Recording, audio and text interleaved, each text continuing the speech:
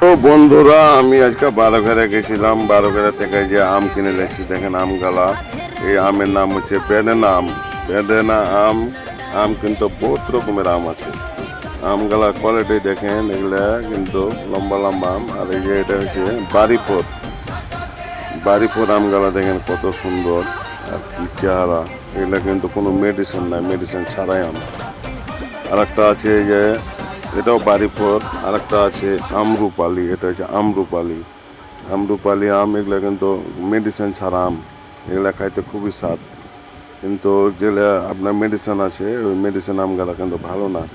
আর খাইতে দেখতে ভালো, কিন্তু খাইতে ভালো না। এগুলা খায় ক্ষতি। এই দেখেন কত আসছে। সুন্দর সুন্দর আম।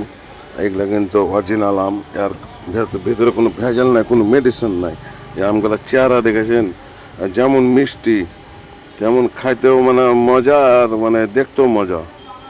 তো আপনারা যারা আম খাবেন তারা চাঁপাইনবাবগঞ্জ চলে এসেছেন আমাদের ঠিকানাতে।